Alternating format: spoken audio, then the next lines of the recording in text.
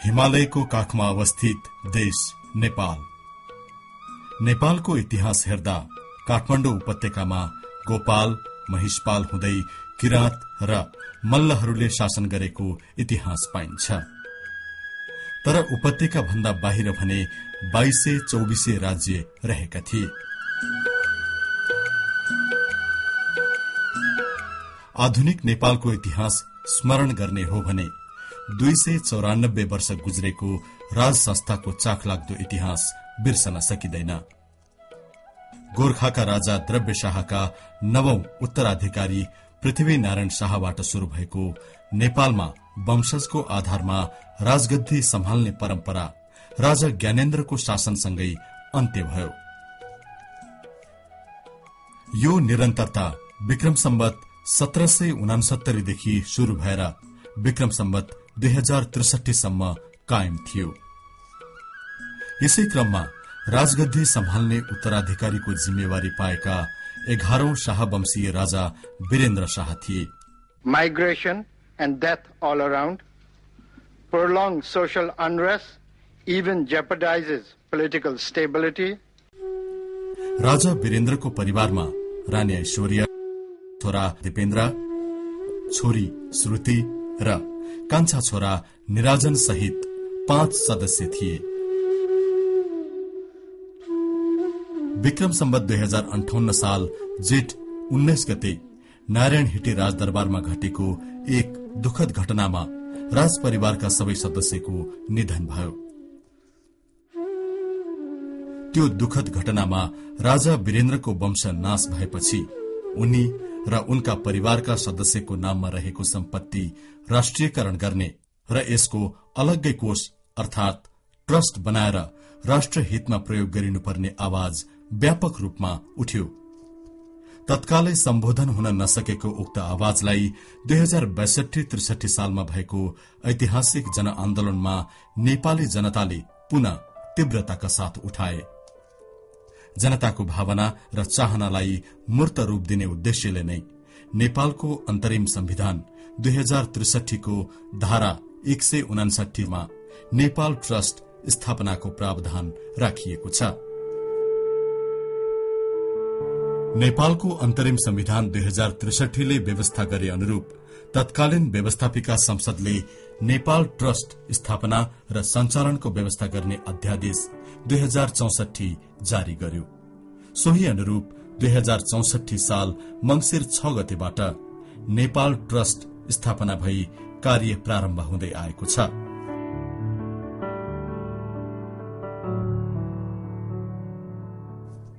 दुई 2064 साल पौष 22 गतेबाट नेपाल ट्रस्ट ऐन जारी गरी यसलाई कानूनी मान्यता दिइएको छ। पछि क्रमशः नेपाल ट्रस्ट नियमावली 2065 र सम्पत्ति खोजबिन सम्बन्धी कार्यविधि 2067 लागू गरियो।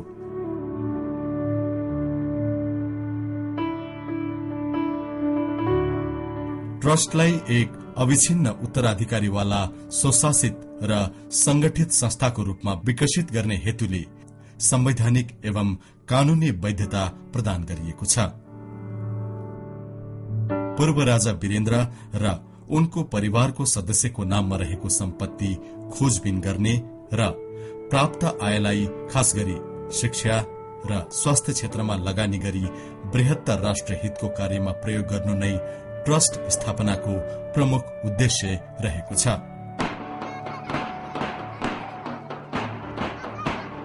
दुई 2064 मंसिर 6 गतेदेखि अत्यन्त महत्वपूर्ण जिम्मेवारीका साथ कामको थालनी गरेको नेपाल ट्रस्टबाट हालसम्म उल्लेख्य रूपमा भवनहरू, जमीन र शेयर तथा केही नगद सम्पत्तिको रूपमा जम्मा गर्न सफल भएको छ। 64 मार्ग 6 गते कार्यालय खोल्ने हाम्रो काम भयो र त्यही दिन मेरो पोस्टिङ पनि भयो नेपाल ट्रस्टमा र चाहिँ मेरो वास्तवमा म पहिलो व्यक्ति हो, नेपाल ट्रस्टको पहिलो व्यक्ति हो कर्मचारीको हिसाबले र हामीहरूले सिंहदरबारको मन्त्री परिषदको माथिल्लो तला हो ग्राउन्ड फ्लोरमा पूर्वपट्टिको लङमा एउटा कोठा लिएर त्यहीबाट हामीले त्यो कार्यालय स्थापना गर्यौं। त्यही भएका मन्त्री परिषदका साथीहरूलाई बोलाएर वास्तवमा बहुत सिम्पल तरिकाले त्यसको उद्घाटन गर्यौं। हामी कर्मचारीमा एकजना मलाई याद छ वन मन्त्रालयबाट मैले एउटा ड्राइभर लिएर आएँ, हामी 2 जना भयौँ र भूमि सुधार मन्त्रालयबाट चाहिँ 10-12 जना मान्छे चाहिँ ल्याएर हामीहरूले त्यो कार्यक्रम सुरु गर्यौँ। मलाई लाग्छ कि त्यो बेला जुन बेला हामी सुरु गर्यौँ यति ठुलो काम त्यो बेलामा कस्तो थियो भने अलिकति डरमर्दो जस्तो पनि थियो। अब पूर्व राजाका सम्पत्ति ल्याउने जस्तो काम अलिक जोखिमपूर्ण हो कि भन्ने जस्तो कर्मचारीहरूको मनमा त्यस्तो भाव पनि थियो र हामीलाई कता कता त्यसको पनि अलिकति चिन्ता जस्तो पनि लाग्थ्यो। तथापि हामीले आफ्नो काम हो जे जस्तो भए पनि हामीले गर्नुपर्छ भन्ने आशामा हामीले गृहमन्त्रीज्यूको ठुलो सहयोग पायौँ, मुख्य सचिवज्यूको ठुलो सहयोग पायौँ। उहाँहरूबाट त्यो कार्यक्रमहरूको सुरुवात हामीले गर्यौँ र मलाई लाग्छ कि 1 महिना जति हामीहरूले त्यहाँ बसेपछि कर्मचारीहरू जब आए अब एउटा व्यवस्थित रूप बल्ल त्यहाँबाट लिन थालेको जस्तो मलाई अनुभव हुन्छ। नेपाल ट्रस्ट ऐन 2064 ले यस संस्थाका गतिविधिहरू सञ्चालन र व्यवस्थापन गर्न छुट्टै सञ्चालक समितिको व्यवस्था गरेको छ, जसमा नेपालका प्रधानमन्त्री ट्रस्टका संरक्षक रहने प्रावधान छ।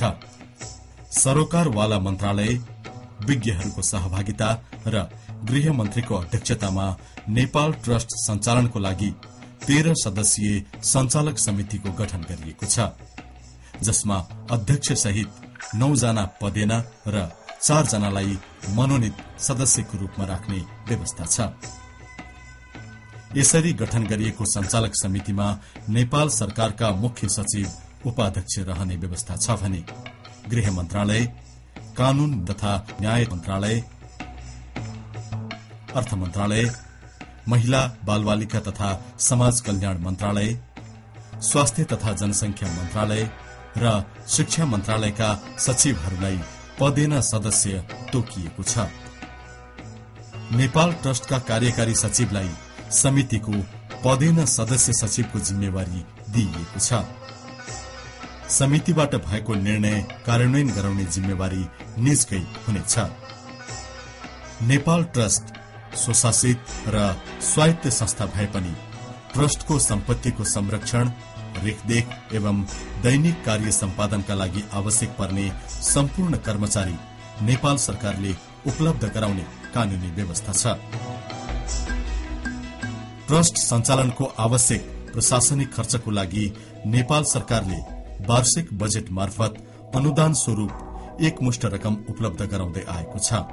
हामीले चाहिँ आर्थिक वर्ष 68-69 देखि 72-73 सम्म सञ्चालन गर्ने गरेर आवधि 5 वर्ष आवधिक योजना चाहिँ तर्जुमा गरिसकेका छौं र यो नेपाल सरकारको स्वीकृतिको निम्ति प्रक्रियामा छ र यो स्वीकृति प्राप्त भइसकेपछि खास गरेर शिक्षा र स्वास्थ्य क्षेत्रमा लगानी गर्ने ट्रस्टको लक्ष्यलाई टार्गेट गरेर यो आवधिक योजना तर्जुमा गरिएको छ र सँगसँगै यस प्राप्त भएका सम्पत्तिहरूलाई पनि अधिकतम प्रयोगमा ल्याउने यसले चाहिँ लक्ष्य निर्धारण गरेको छ र त्यसको निम्ति चाहिँ यसै आर्थिक वर्षमा हामीले चाहिँ शिक्षा र स्वास्थ्य क्षेत्रमा लगानी गर्ने कार्यविधि पनि हामी तयार गर्दैछौँ। त्यसले जुन एउटा गाइडलाइन दिन्छ, मार्गदर्शन गर्छ, त्यो मार्गदर्शन अनुसार हामी अगाडि बढ्नेछौँ। विक्रम सम्वत 2064 सालमा स्थापना भएर उल्लेख्य गतिविधिहरू सञ्चालन गर्दै आएको नेपाल ट्रस्टले छोटो समयको अन्तरालमा नै पूर्व राजा स्वर्गीय वीरेन्द्र र उनका परिवारको नाममा रहेको जग्गा, वनजंगल, शेर र भवन लगायतका सम्पत्ति पत्ता लगाई ट्रस्टको स्वामित्वमा ल्याउने कार्य जारी छ। 2068 साल असार मसान्तसम्ममा काठमाडौँ जिल्लामा 140 किट्टा जग्गामा 3258 रोपनी 15 आना 1 दाम जग्गा नेपाल ट्रस्टको स्वामित्वमा आइसकेको छ। यस बाहेक भक्तपुर, नुवाकोट, धनकुटा, काभ्रे, कास्की, मकवानपुर, सुर्खेत र चितवन जिल्लामा गरी हालसम्म कुल 41 कित्तामा रहेको 1800 रोपनी 14 आना 1 पैसा 1 दाम जग्गा पत्ता लगाई नेपाल ट्रस्टमा आइसकेको छ। स्वर्गीय राजा वीरेन्द्र र तिनका परिवारको नाममा रहेको नगद मौजदात उल्लेख्य रूपमा भेटिन सकेको स्थिति छैन। ट्रस्ट स्थापना भए यताका वर्षमा स्वर्गीय राजाबाटै भाडामा दिएको जग्गाबाट प्राप्त हुने रकम, विभिन्न बैंकमा रहेको शेयरबाट प्राप्त बोनस र मुद्दती खातामा रहेको रकमको ब्याजबाट 2068 असार मसान्तसम्ममा 10,44,52,775 रूपैयाँ नेपाल ट्रस्टको नाममा विभिन्न बैंकमा राखिएको छ। यसैगरी पूर्व राज परिवारका नाममा स्ट्याण्डर्ड चार्टर बैंकमा रहेको 43,100 स्टर्लिङ पाउण्ड समेत ट्रस्टले किस्ट बैंकको मुद्दती खातामा राखेको छ। राज परिवारको नाममा नबिल बैंकमा रहेको 1,20,393 किता शेयर, होटल डेला अन्नपूर्णमा रहेको 15,360 किता शेयर र नेपाल औद्योगिक विकास निगममा रहेको 6,750 किता शेयर पत्ता लगाई ट्रस्टले आफ्नो स्वामित्वमा ल्याइसकेको छ। यो नेपालको राजधानी काठमाडौँको केन्द्र मानिने कमलादीमा अवस्थित भव्य व्यापारिक महल Kathmandu plaza. Concept Developers Private Limited कमलादीले यहाँको खाली जग्गा 2050 साल असारदेखि 2077 साल असारसम्मका लागि भाडामा लिएर यो प्लाजा निर्माण गरेको हो। हाल वार्षिक 61 लाख रहेको यो जग्गाको भाडा सम्झौता अवधिको अन्त्य अर्थात 2077 सालमा वार्षिक 75 लाख पुग्नेछ। यो काठमाडौँको टेकु बुद्धबारीमा रहेको जग्गा। यो भवन पनि यहाँको खाली जग्गा भाडामा लिएर टाउन डेभलपर्स प्राइभेट लिमिटेडले आफै भवन बनाएको हो। यसको सम्झौता अवधि 2053 चैत्र 28 देखि 2083 चैत्र 27 गतेसम्म रहेको छ। हाल वार्षिक 25 लाख रहेको यो कम्प्लेक्सको भाडा सम्झौता अवधिको अन्त्य अर्थात 2082 सालमा वार्षिक 50 लाख पुग्नेछ। काठमाडौँ शहरको छेउमा रहेको यो गोकर्ण वन क्षेत्र करिब 2791 रोपनी क्षेत्रफलमा फैलिएको यो वन क्षेत्र एलएम सुवीर ब्रदर्स प्राइभेट लिमिटेडले सन् 1995 देखि 2025 सम्म भाडामा लिएको छ।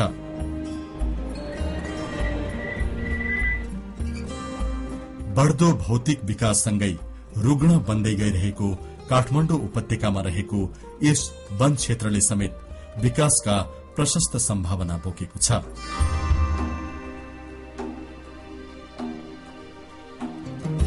यसको भाडा क्रमशः बढ्दै जाने प्रावधान छ र सम्झौता अवधिको अन्तिम चरणमा यसको वार्षिक भाडा 2,60,000 अमेरिकी डलर पुग्ने कुरा सम्झौतामा उल्लेख छ।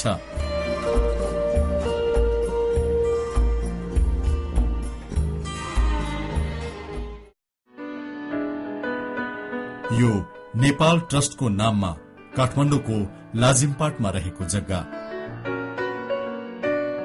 हाल स्ट्याण्डर्ड चार्टर बैंकले भाडामा लिएर यो जग्गामा आफ्नो कार्यालय स्थापना गरेको छ।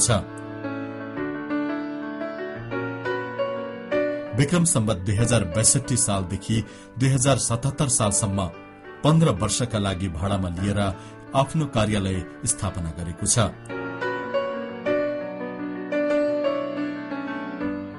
वर्षेनी केही प्रतिशत भाडा बढ्ने प्रावधान रहेको यो जग्गाको भाडा सम्झौता अवधिको अन्तिम चरणमा मासिक 9,58,613 रूपैयाँ पुग्नेछ। यसरी देशका विभिन्न भागमा नेपाल ट्रस्टको स्वामित्वमा रहेको जग्गामा बनेका भवनहरू र यी सम्पूर्ण भौतिक संरचनाहरू सम्झौता अवधि सकिएपछि नेपाल ट्रस्टकै स्वामित्वमा आउनेछन्। नेपाल ट्रस्ट ऐन 2064 बमोजिम यो अविछिन्न उत्तराधिकारवाला स्वशासी संगठित संस्था हो। अहिले सुरुको स्टेजमा हामीले निजामती कर्मचारीबाट नै यसको काम सञ्चालन गरिराखेको छौँ। यो कार्यालयको कार्यक्षेत्र भोलिका दिनमा असाध्य नै बढेर जाने देखिएको छ। किनभने हामीसँग भएका सम्पत्तिहरूलाई हामीले लगानी गरेपछि लगानीबाट आएका आम्दानीलाई पुनर्लगानी गर्नको लागि हामीलाई विज्ञ कर्मचारीहरूको आवश्यकता हुन्छ र हाम्रो ऐनले नै हामीलाई उत्तराधिकारवाला स्वसाथी संस्थाको रूपमा सञ्चालन गर्ने परिकल्पना गरिसकेको अवस्थामा निजामती सेवा भन्दा बाहिरका दक्ष कर्मचारीहरूलाई ल्याएर ती लगानीलाई कसरी व्यवस्थित गर्ने र त्यसबाट कसरी बढीभन्दा बढी आम्दानी आर्जन गर्ने भन्ने बारेमा हामीले काम गर्नुपर्ने हुन्छ। करिब 5-7 वर्षपछि यो चाहिँ सम्पूर्ण रूपमा विज्ञ कर्मचारीहरू रहेको संस्थाको रूपमा परिणत हुनेछ। चितवन जिल्लाको भरतपुर नगरपालिकामा रहेको यो दियालो बंगला नारायणी नदीको छेउमा अवस्थित यो बंगला नेपालको एक व्यापारिक केन्द्र नारायणघाट बजार र पवित्र तीर्थस्थल देवघाट धामको बीचमा पर्दछ। उचित सम्भार र संरक्षणपछि यस बंगला र यहाँ रहेको जग्गाको उपयोग र विकासका सम्भावनाहरू खोजी गरिनु आवश्यक देखिन्छ। यो नेपालको पर्यटकीय नगरी पोखराको एक प्रसिद्ध पर्यटकीय स्थल फेवातालको छेउमा अवस्थित रत्न मन्दिर हो। यो मन्दिर ऐतिहासिक एवं पर्यटकीय दृष्टिकोणले समेत महत्वपूर्ण मानिन्छ। यो पूर्वी नेपालमा अवस्थित धनकुटा जिल्लाको धनकुटा बजार छेउमा रहेको चुली वन क्षेत्र पूर्वी नेपालका शहरबाट नजिकै पर्ने पहाड़ी जिल्लामा रहेको यो वन क्षेत्रको उचित संरक्षण गर्न सकेको खण्डमा यसबाट भविष्यमा प्रशस्त लाभ लिन सकिने सम्भावना देखिन्छ। यसैगरी यो मध्य पश्चिममा पर्ने सुर्खेत जिल्लाको सदरमुकाम सुर्खेत बजार नजिकै रहेको लाटीकोइली वन क्षेत्र धार्मिक एवं पर्यटकीय र अन्य विकासका दृष्टिले समेत यो वन क्षेत्र निकै महत्वपूर्ण मानिन्छ। यो नुवाकोट जिल्लामा रहेको थानसिंह बगैंचा नेपालको राजधानी शहरबाट नजिकै रहेको यो बगैंचाको उचित व्यवस्थापन गर्न सकेको खण्डमा यसबाट समेत प्रशस्त लाभ लिन सकिने सम्भावना देखिन्छ। यो भक्तपुर सल्लाघारी तीनकुनेमा रहेको खाली जग्गा राजमार्गको छेउमा रहेको यस जग्गाको समेत उपयोग गर्न सकिने प्रशस्त सम्भावना रहेको छ।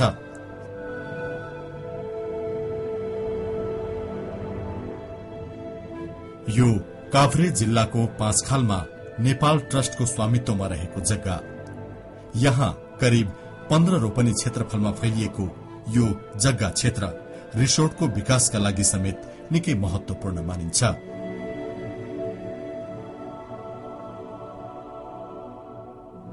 अनि यो काठमाडौँकै फर्पिङमा नेपाल ट्रस्टको स्वामित्वमा रहेको जग्गामा बनेको विद्यालय परिसर यी हुन् ताहचलमा अवस्थित सोल्टी होटलको आउटर कम्प्लेक्सका निर्मित व्यापारिक पसलहरू। यसैगरी यो ट्रस्टकै स्वामित्वमा काठमाडौँको महाराजगंजमा रहेको भवन यसरी नेपाल ट्रस्टको स्वामित्वमा रहेको नेपाल ट्रस्टको सम्पत्तिको व्यवस्थापनका लागि दीर्घकालीन सोचका साथ काम गर्नु आजको आवश्यकता रहेको छ। अझै पनि हामी जनताको सामु जाने कार्यक्रमहरू लिएर पुगेका छैनौं। प्राप्त भएका भौतिक सम्पत्तिहरू जो निर्माण भएको धेरै लामो समय व्यतीत भइसकेको हुनाले बरोबर त्यसको चाहिँ मर्मत अधिकारीहरू गर्नु परि पनि राखेको छ र त्यसको साथसाथै अब ती चाहिँ सम्पत्तिहरू मध्ये भौतिक सम्पत्तिहरू मध्ये आय आर्जन गर्ने काममा चाहिँ हामीले कसरी अगाडि बढ्न सकिन्छ भन्ने पनि चाहिँ सोच्नुपर्ने अति आवश्यक भएको हुनाले यस वर्ष नै हामीले 4वटा ठाउँको चाहिँ यो भौतिक सम्पत्ति भन्नाले घर र जग्गा जमिनलाई लिज आउट गर्ने प्रक्रियामा चाहिँ हामी छौं यस वर्ष र त्यसलाई चाहिँ जस्तै उदाहरणको लागि भक्तपुरको सल्लाघारीलाई एउटा चाहिँ पार्कको रूपमा विकसित गर्ने रिक्रिएसन पार्कको रूपमा राख्ने त्यस्तै आएर चाहिँ ताचल स्थित भवनहरूलाई चाहिँ कमर्सियल हिसाबले व्यापारिक दृष्टिकोणबाट आय आर्जन गर्न सक्ने हुनाले त्यही ढङ्गबाट नै हामीले दिन लान सक्यौं भनेदेखि ट्रस्टको चाहिँ आम्दानीमा पनि वृद्धि हुने। त्यस्तै आएर हेटौडा स्थित चाहिँ कान्ति ईश्वरी गृह जुन छ, कान्ति ईश्वरी गृह पनि एकदम प्राइम लोकेसनमा भएको हुनाले त्यसलाई रिसोर्टको रूपमा चाहिँ डेभलप गर्न सकिन्छ कि भन्ने पनि सोच छ।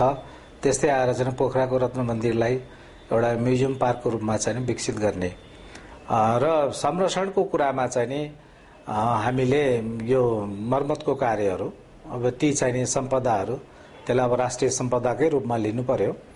ती सम्पदाहरूको संरक्षणमा पनि हामी लागिराखेका छौँ र त्यसलाई मर्मत गराउने कुरामा खास गरिकन ती संरचनाहरू पुराना पनि भए, पोखराको रत्न मन्दिर भयो, त्यस्तै आएर भरतपुरको दियालो बङ्गला भयो, त्यस्तै आएर चाहिँ हेटौडाको चाहिँ कान्ति ईश्वरी गृह भयो। यी चिजहरूको चाहिँ नि मेन्टेनेन्स पनि गर्न जरुरी छ। अब यसलाई यस्तो प्रयोग गर्नु पर्यो त्यसबाट आय आर्जन पनि हुन सकोस् र अनवरत रूपबाट ट्रस्टकोमा चाहिँ जुन एउटा कोषको जुन अवस्था छ अत्यन्त दरिलो होस्, किनभने त्यसैबाट नै हामीले त्यसबाट बढाएको सम्पत्तिबाट नै ट्रस्टले चाहिने शिक्षा र स्वास्थ्य क्षेत्रमा लगानी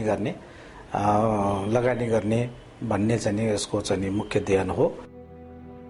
नेपाल ट्रस्ट स्थापनादेखि हालसम्म स्वर्गीय राजा वीरेन्द्र र उनका परिवारको स्वदेशमा रहेको सम्पत्ति पत्ता लगाई यिनको राष्ट्रियकरण गर्ने क्रम त जारी नै रहेको छ। तर विदेशमा रहन सक्ने सम्पत्ति पत्ता लगाउन कठिनाई रहेको महसुस यस संस्थाले गरेको छ।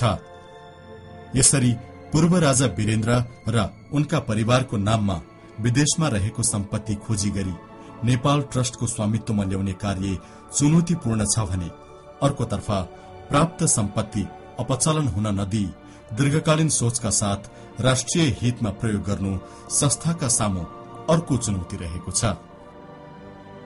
नेपाल ट्रस्टको स्वामित्वमा आएका जग्गा जमिन र वन क्षेत्रहरू देशका विभिन्न भागमा छरिएर रहेका छन्। यिनको संरक्षणको लागि ट्रस्टले तत्काल सुरक्षात्मक उपाय अवलम्बन गर्न नसकेको हुँदा यसलाई अतिक्रमण हुनबाट जोगाउनु जरुरी रहेको छ। ट्रस्टको नाममा प्राप्त भएको मोहियानी हक लागेको जमिन जस्तै काठमाडौँको माता तीर्थ र बालजु लगायतका क्षेत्रमा रहेको जमिनमा मोहीहरूबाट सम्पत्ति आफ्नो नाममा आउनुपर्ने माग गरेको सन्दर्भमा यसको तत्काल छिनोफानो गरिनुपर्ने आवश्यकता रहेको छ। नेपाल ट्रस्टमा ल्याउनु पर्ने सम्पत्तिहरू को खोजी कार्य जारी छ र त्यो हाम्रो अधीनमा ल्याउने काम पनि हामी गरिरहेका हुन्छौँ। दोस्रो कुरा, अब नेपाल ट्रस्टको नाममा आएका जमिनहरूमा ठाउँ ठाउँमा मोही लागेको छ। हाम्रो ऐनमा व्यवस्था भए अनुसार ट्रस्टको नाममा भएको जग्गामा मोही लाग्न सक्दैन, मोहीको हक अधिकार हुँदैन। त्यो जुन एउटा समस्या छ, मोहीहरू पहिलेदेखि जुन मोहीहरू दर्ता भएका छन् मोही त्यो जग्गाहरूमा, अब त्यसलाई चाहिँ हाम्रो ट्रस्टबाट मन्त्री परिषदमा त्यसको डिसिजनको लागि पठाइएको छ। सरकारले यसबारेमा न्यायोचित र समय सापेक्ष निर्णय सरकारले गर्नेछ र यो समस्यालाई हामी त्यसरी नै समाधान गर्नेछौँ। स्वायत्त संस्थाको रूपमा यो अगाडि बढोस् भन्ने सरकारको धारणा छ। भर्खरै 4 वर्षदेखि यो क्रियाशील भएको हुनाले यो ट्रस्टलाई अझ सक्षम र प्रभावकारी र बनाउनको निम्ति समय सापेक्ष नियम र नियमावलीहरूमा पनि ऐन नियममा पनि संशोधन ल्याएर पनि यसलाई हामी अधिकार सम्पन्न बनाउँछौँ यो नेपाल ट्रस्टलाई। नेपाल ट्रस्ट स्थापना गरी स्वर्गीय राजा वीरेन्द्र र उनका परिवारको सम्पत्ति राष्ट्रियकरण गर्दैमा मात्र यसको उद्देश्य अवश्य पूरा हुने छैन।